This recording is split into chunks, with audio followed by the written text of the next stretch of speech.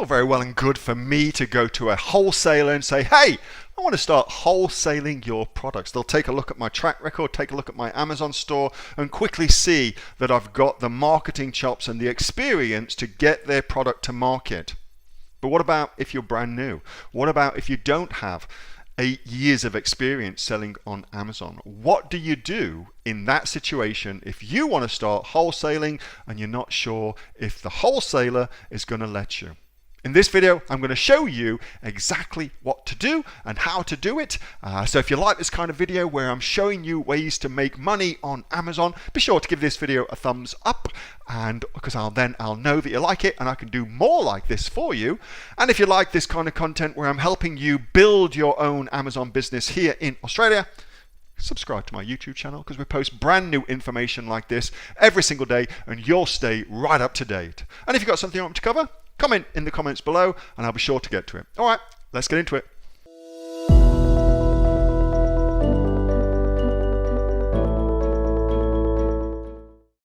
Anjin says, I am approaching some wholesalers to start wholesaling in Australia. Awesome.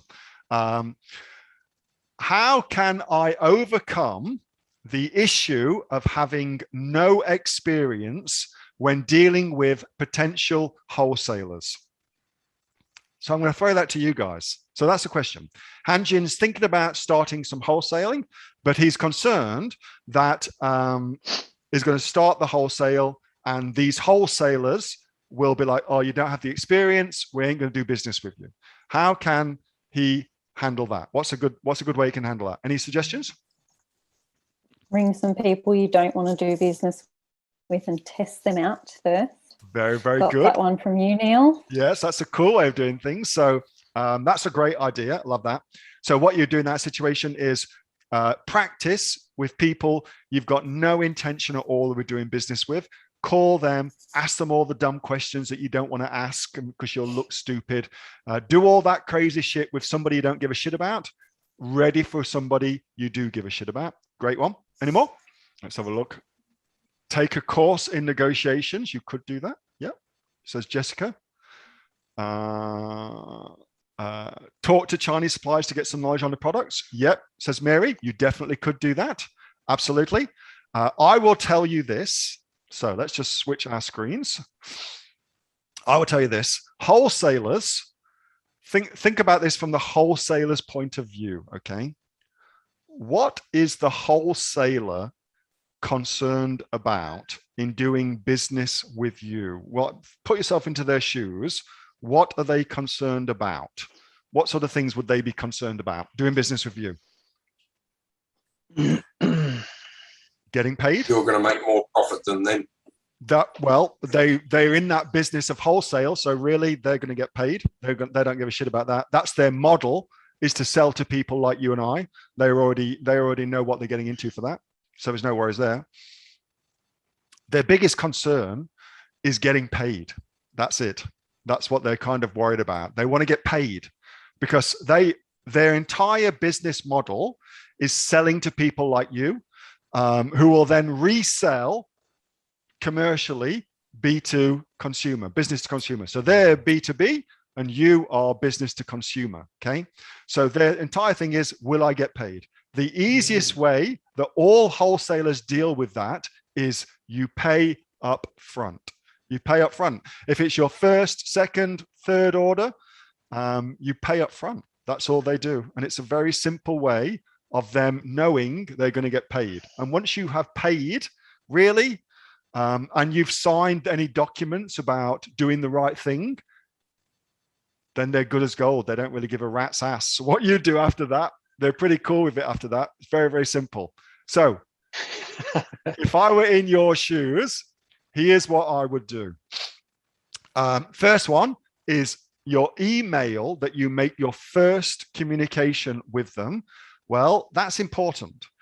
They will look at your email address. And if you've got spottybigdick69@gmail.com, which may or may not have been one of my previous email addresses, then they will absolutely judge you harshly for that, and rightly so.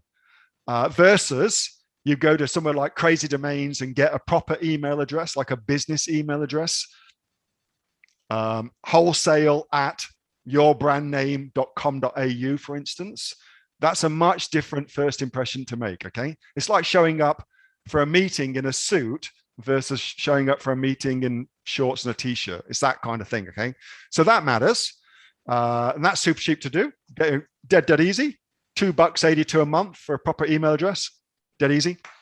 The other thing as well is if you go in there as a company, like a P2I Ltd company, then you get treated differently. They will assume you're serious, rightly or wrongly. They assume that you're serious. So you might want to consider having a company. This is who I use for it.